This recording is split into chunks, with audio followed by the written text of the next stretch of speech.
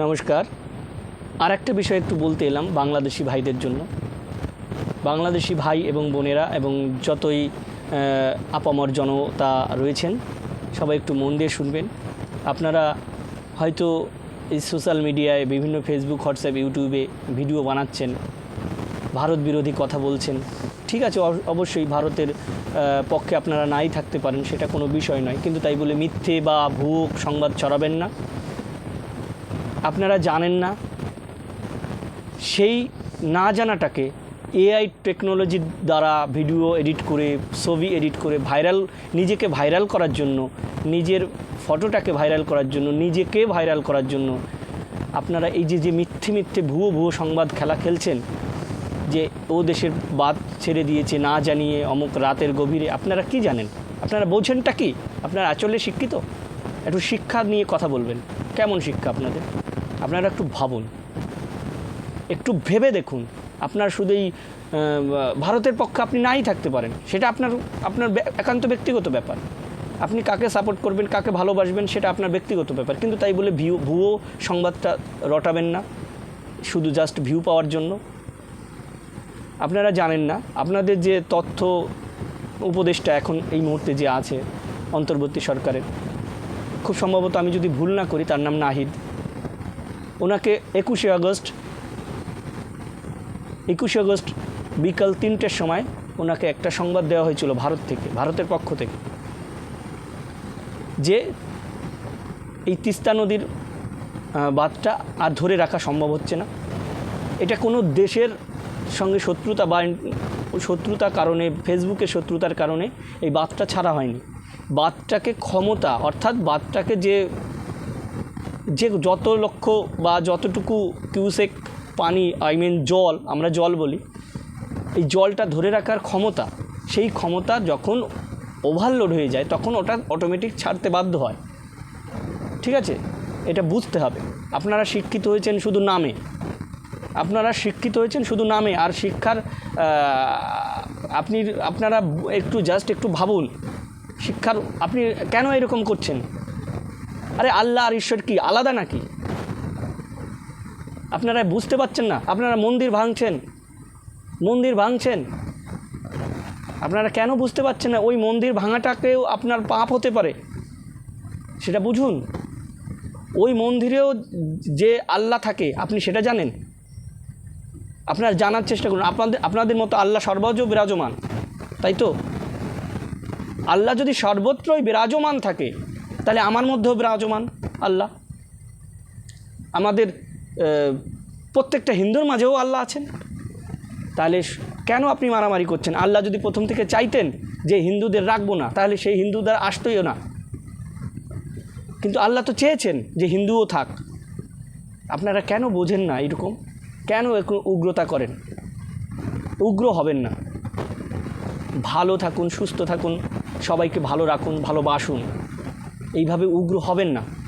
ভারত বিরোধী কথা বলছেন, বলুন, ঠিক আছে, কিন্তু তাই বলে ভুয়ো সংবাদ ছড়াবেন না। আপনি ভারতকে ভালো নাই বাসতে পারেন, আমাকে ভালো নাই বাসতে পারেন, কমেন্টে উল্টোপাল্টা বলতেই পারেন, কিন্তু মিথ্যে কথা বলবেন না। পৃথিবীকে সুস্থ রাখুন, সুস্থ সম্পর্ক বজায় রাখুন, সুস্থ ভালোবাসা করুন, সুস্থ ভালোবাসা। বুঝতে পেরেছেন এই কথার মানে? আপনারা বুঝতে পারবেন না, কারণ আপনারা বুঝতে পারলে সুস্থ ধর্ম, সুস্থ মানবিকতা এটা রাখুন। আপনারা যদি বুঝতে পারতেন, তাহলে সুযোগের সদ্ব্যবহার করে হাজার হিন্দু মন্দির ভাঙতেন না, হাজার মূর্তি ভাঙতেন না। মূর্তির মানেটা কি আপনারা এখনও জানেন না। আপনাদের হয়তো প্রথমে যারা ছিলেন বড় বড় নবী, হজরত মৌলানা, অমুক তমুক ইত্যাদি, আমি যতদূর জানি তারা হয়তো ওই মূর্তিকে ভালোবাসতেন না, মূর্তি বিরোধিতা করতেন। কিন্তু তাদের বিরোধিতা মানে এই নয় যে সেটাকে ভাঙতে হবে, সেটাকে ভেঙে ফেলতে হবে। আপনারা বোঝার চেষ্টা করুন, আপনার মূর্তির মধ্যেও ভগবান আছে। আপনি হয়তো বুঝতে পারছেন না, আপনার ক্ষুদ্র জ্ঞানে বুঝতে পারছেন না। আপনি জ্ঞানটার পরিসীমা বাড়ান, সব বুঝতে পারবেন। যদি না বুঝতে পারেন, আমার সঙ্গে ডিবেটে আসুন, আপনাকে আমি বুঝিয়ে দেব। ডিবেটে আসুন, ডিবেট করুন, আপনাদের আমি বুঝিয়ে দেবো যে মূর্তির মধ্যেও ভগবান, যে মূর্তিটা আমরাই তৈরি করি, আবার আমরাই সেই মূর্তিকে ভগবান মনে করছি। কেন করছি? সূক্ষ্ম সনাতনীর চিন্তাভাবনা আপনাদের মধ্যে আসবে না, আশা করি আসবে না। আপনারা সেই নিয়ে চিন্তা করতে যাবেনও না, দরকার নেই।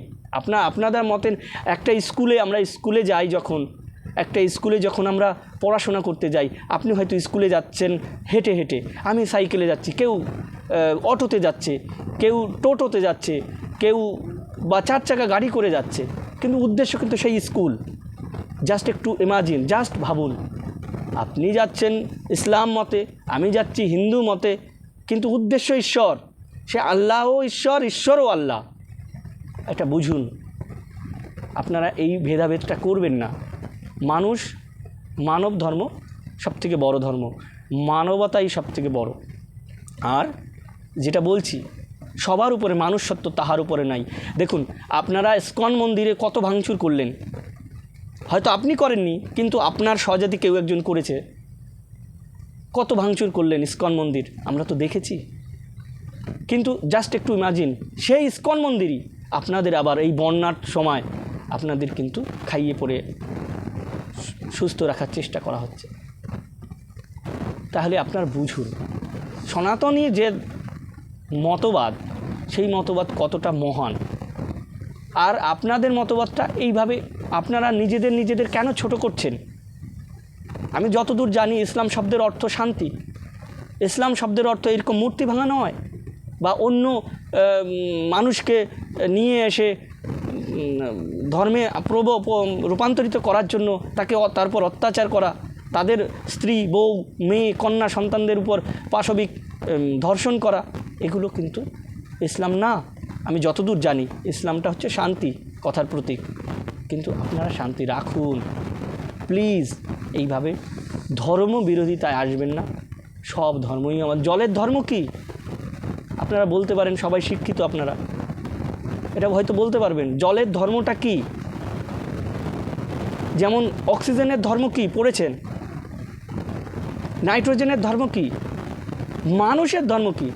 মানুষের ধর্ম কি ইসলাম ধর্ম, কি হিন্দু ধর্ম? ন, মানবিকতার ধর্ম।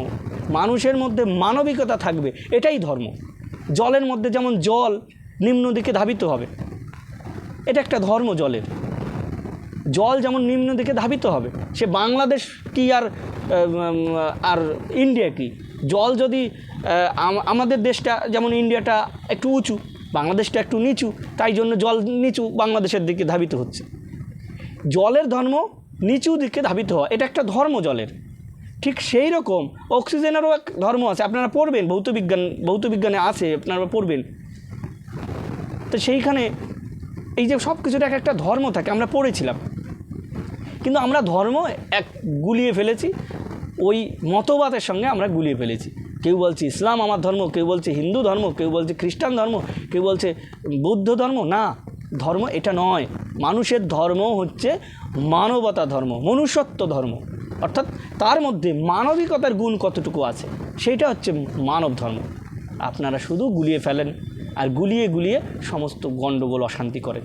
এগুলো করবেন না প্লিজ। ভালো থাকুন, সুস্থ থাকুন, মানুষকে ভালোবাসুন। মানুষের উপরে কোনো কিছু নেই, মানুষকে ভালোবাসুন, সমস্ত জীবজন্তুকেও ভালোবাসুন। ঈশ্বর সবার মধ্যেই আছেন। আপনি ভাবছেন একটা গরু কেটে কোরবানি দিচ্ছে না, কোরবানির কথার অর্থটা কি? আপনারা মুসলিম হয়ে আমাদের মধ্যেও কুসংস্কার রয়েছে, হিন্দুদের মধ্যে বেশি কুসংস্কার থাকতে পারে, কিন্তু কুসংস্কার মানেই যে ধর্মটা খারাপ তা কিন্তু নয়। কিন্তু অনেক কুসংস্কার আছে। যেমন একটা উদাহরণ দিই, আমাদের যেমন পশু বলি থাকে, পশু বলি অ্যাকচুয়ালি ওটা কিন্তু পশু বলি কাকে বলে আপনারা বুঝবেন। কোরবানি মানে কি? একটা নিরীহ গরু কেটে দেওয়াকে কোরবানি বলে তাকে? নো, কোরবানি ওই গরুটাকে কেটে দেওয়াকে কোরবানি বলে না। কোরবানি বলে হচ্ছে আপনার মনে যে অহংকার রয়েছে, যে পশুত্ব রয়েছে, সেইটাকে কোরবানি দিন। কোরবানি মানে ত্যাগ করুন। আপনার মনের অহংকার, আপনার মনের সমস্ত শয়তান যত শয়তানই রয়েছে আপনার মনের মধ্যে, যত অশুভ জিনিস কাজ করে আপনার মধ্যে, সেইটাকে কোরবানি দিন। কোরবানি মানে ত্যাগ করুন। আর পশু বলি, আমাদের মধ্যে পশু বলি বলা হয়েছে। পশু বলি মানে হচ্ছে ওই একটা ছাগলকে এনে বলি দিলাম, এটা নয়, নিরীহ একটা ছাগল, ওর মধ্যেও কিন্তু ভগবান বা আল্লাহ আছে, সেটা বুঝতে চেষ্টা করুন। আমার নাম গোবিন্দ, আমার নাম চিরঞ্জিত, একই কিন্তু আমি। আপনি আল্লাহর নাম, আল্লাহকে বলছেন আল্লাহ, আমরা বলছি, কেউ বলছি আমরা শ্রীকৃষ্ণ বলছি, কেউ বলছি ভগবান, কেউ বলছি ঈশ্বর, ওরা বলছে, খ্রিস্টানরা বলছে যিশু যিশু যিশু ঈশ্বরের পুত্র, সেটা ওরা স্বীকার করে নিয়েছে। তাহলে হু ইজ ঈশ্বর, মানে ঈশ্বরের পুত্র, ঈশ্বর কে?